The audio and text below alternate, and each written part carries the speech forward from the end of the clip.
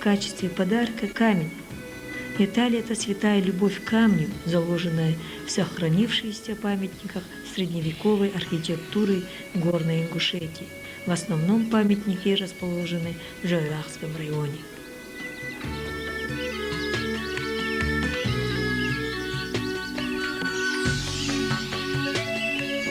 Жайрахский район является колыбелью Ингушетии. Все ингуши, мы с вами прекрасно знаем, что все ингуши выходцы с Горной Ингушетии.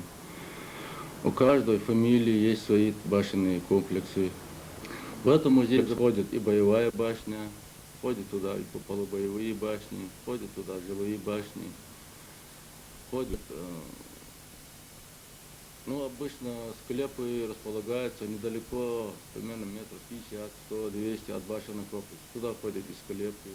Бывают некоторые комплексы, в которых имеются недалеко свои маленькие святилища. Также в этом районе у нас находится два храма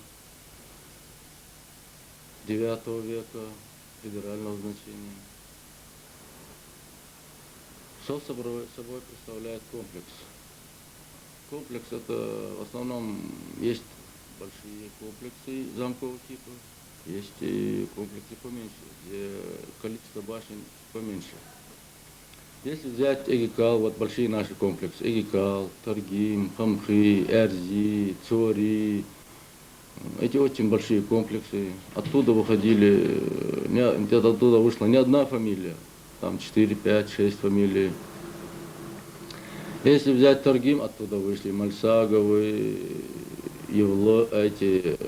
Бековы, Плиевы, Арчазиевы и другие.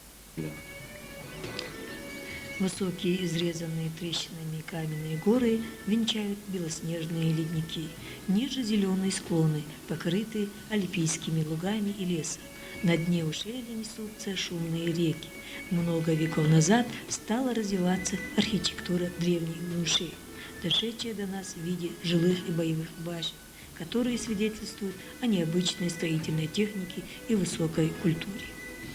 Вот по историческим данным есть такие версии, что в V веке более ранние башенные комплексы. Там входили просто жилые башни на первое время, когда народ еще не сталкивался с междуусобными этими военными действиями, когда была какая-то мирная жизнь, но с появлением проблем междуусобных ситуаций, нашествием разных полчищ, других народов и с изменением социальных отношений в регионе начали строить полубоевые башни. Они отличались от жилых башен тем, что в этих башнях появились машикули, это такие балкончики каменные, которые защищают от луков, от стрельбы с нападающих.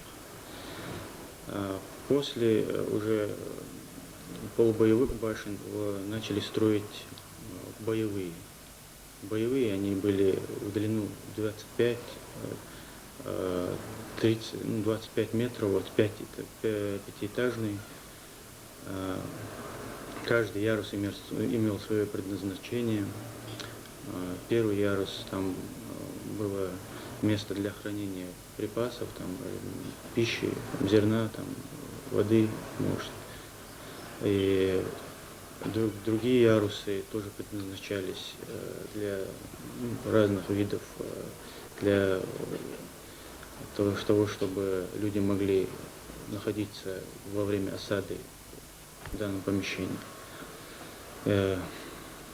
Что представляет из себя башни? Башня для народа, вообще испокон веков, для ингушей построить башню являлось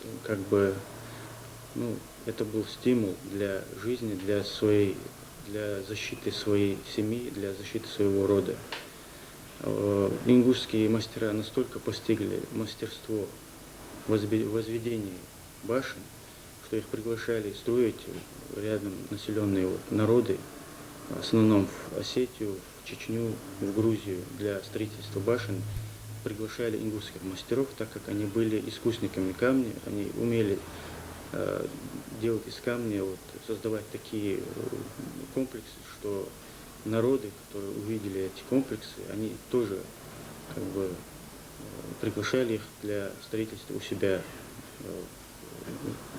для своей защиты. Есть много, вот, сейчас они до сих пор сохранились, башенные строения, которые были возведены ингушами вот, в Осетии, в Грузии, вот, в Хевсурете, в Чечне, вот, Мелхесты, вот, места есть, там башенные комплексы, которые возводились именно ингушскими мастерами. Это мир прошлого жителей гор.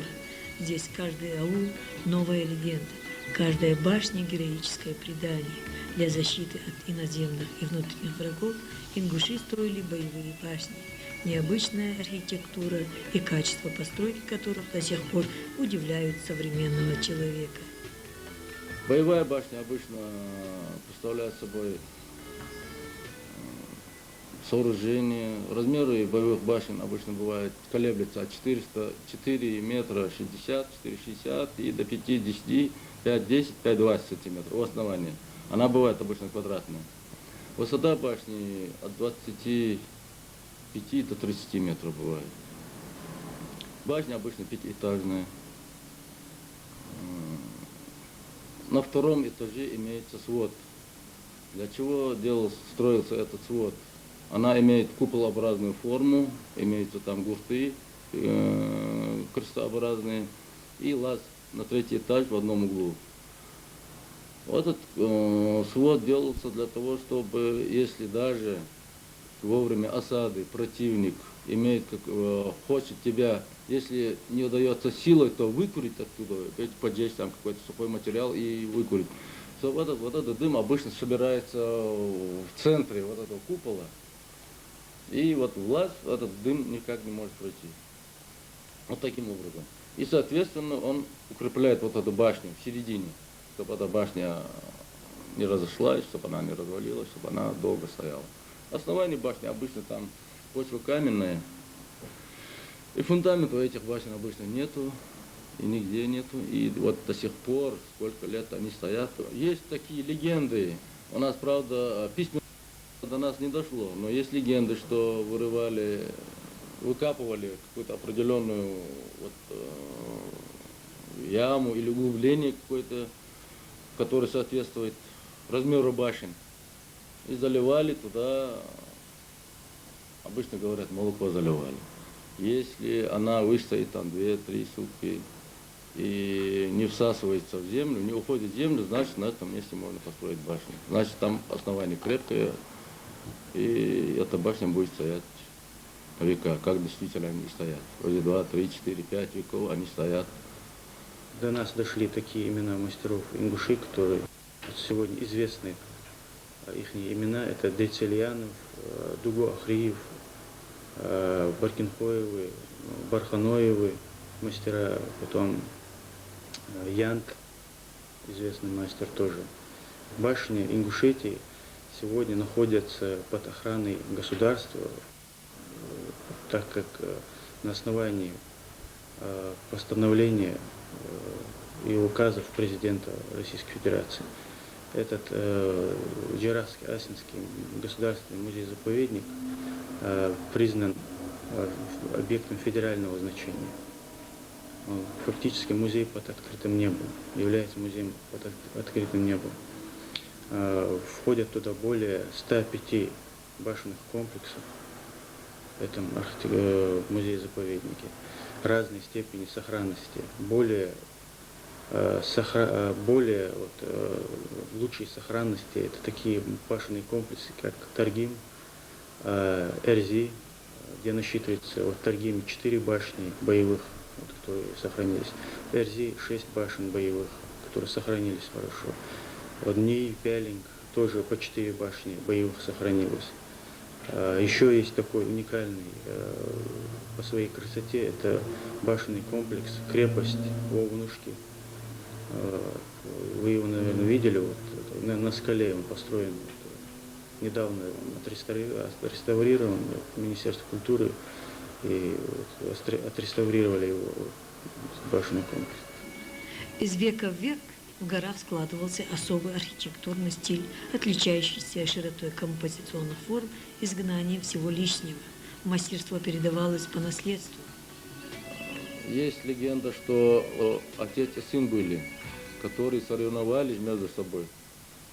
И когда сын построил боевую башню быстрее и красивее, чем отец, отец, говорит, бросил эту работу. Я, говорит, уже состарился, и мне можно уйти на отдых. И дальше сын продолжал эту работу. Вот в основном есть полубоевые башни. Если подразделить боевые башни, есть они боевые, есть сигнальные, есть сторожевые. Боевые башни, вот это, имеется такое ступенчато-пирамидальное перекрытие. Вы, наверное, все видели, знаете. Есть с плоской крышей. В основном, когда надвигается опасность, когда шел враг, они вот сигнальными кострами передавали сигнал жителям другого комплекса и так дальше. Когда род разрастается, появляются сыновья или там появляются родственники, им недалеко от своего основного комплекса строят жилые башни, боевая башня и ни к чему, и поэтому есть села, где имеются только жилые башни. Есть полубоевые башни, они, правда, намного ниже, бывает где-то метров 10, бывает высота, бывает метров 8, 2-3 этажа. Вот такая оборонительная, можно назвать. И так эти башни можно назвать. Это первоначальная оборона. Строительство боевой да и жилой башни обставлялось весьма торжественно. Все строительство должно было продолжаться не более года. Заказчик башни должен был хорошо кормить мастера. Выбрав подходящее место под строительство башни, хозяин будущей башни обращался к старикам, чтобы они благословили его на строительство. Главным лицом на строительстве был мастер. Под его руководством каменщики занимались обтеской и укладкой камня. Связующим материалом при их укладке служил известковый раствор, изготовленный на молоке. Завершив строительство башни, мастер оставлял на ней отпечаток своей руки.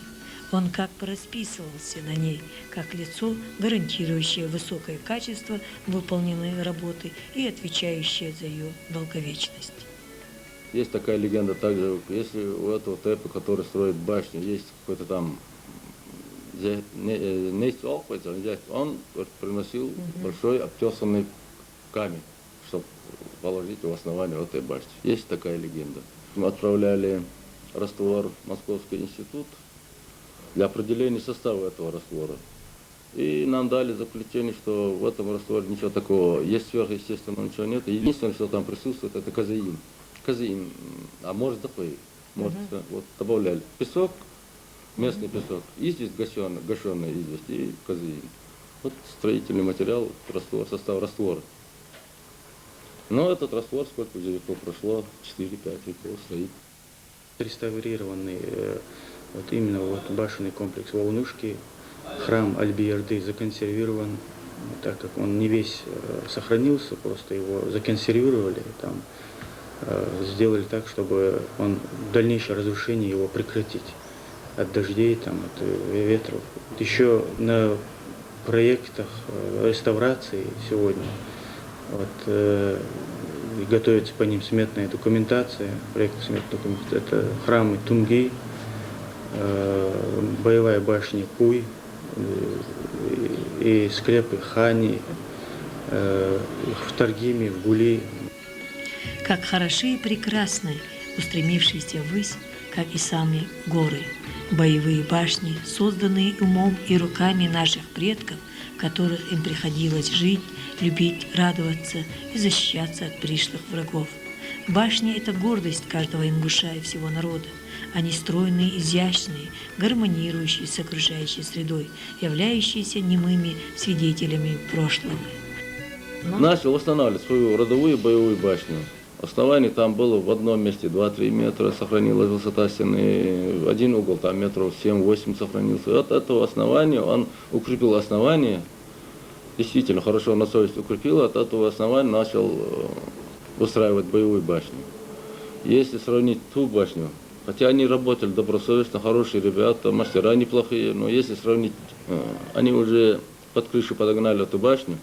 Если сравнить рядом стоящую башню, эту башню, это большое различие. А в чем разница-то?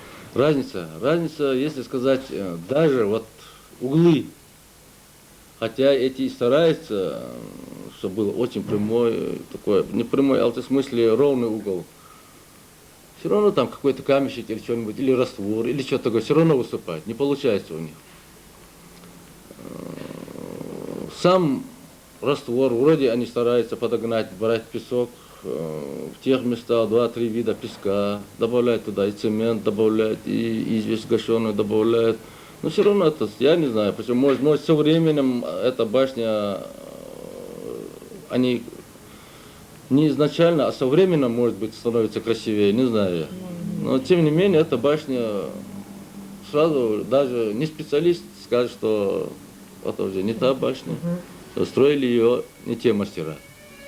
Строительство молодой ингушской государственности опирается на многовековое наследие ингушского народа, его богатую материальную и духовную культуру, известные героические страницы его истории и реалии сегодняшнего дня. Республика активно развивает экономику, и поэтому не обойтись без новых объектов, как в промышленности, так и в социальной сфере. Особое внимание уделяется столице Ингушетии Магас, где строят жилые комплексы, в которые все дома сплошь новые, а каждая квартира соответствует евростандартам. Сегодня солнечный город строится и развивается. Жилищное строительство в Магасе с каждым днем становится все более интенсивным. Возводится все больше многоэтажных домов. Выше средневековья и ранее и строили для жилья, для мирной жизни на своей исконной земле. И сегодня вот это то, что было тогда, вот те гены передались сегодняшнему поколению, и мы видим, что наши мастера, наши строители ингушские являются, не хуже строят, чем строили раньше.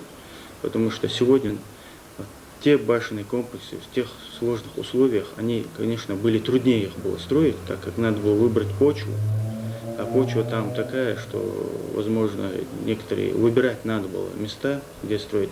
У них основания, скалистые основания, и строили на скалистном, на такой земле, где может она осадку дать или дать трещину, а на скалистном основании, чтобы это скалистное основание являлось фундаментом.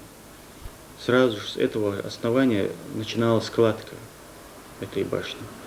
Сегодня условия более современного типа строится жилье и заливается фундамент, и свои уже строительные мероприятия проводятся на современных стройках. Боевые жилые башни, придающие аулу вид мощной крепости, часовни, стоящие в стороне от аула, повсюду разбросанные камни, к которым когда-то прикасались руки человека. Да, были у ингушей искусные мастера-строители, имена многих, которые не дошли до нас.